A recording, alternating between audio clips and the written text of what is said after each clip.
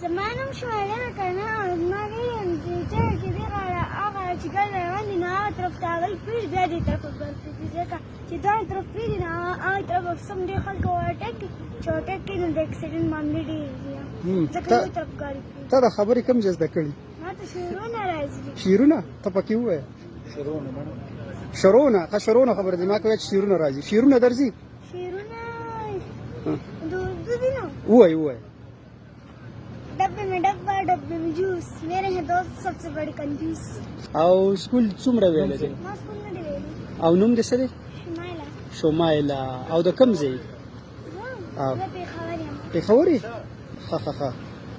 انګلیش ته درځي yes I'm doing what are you doing here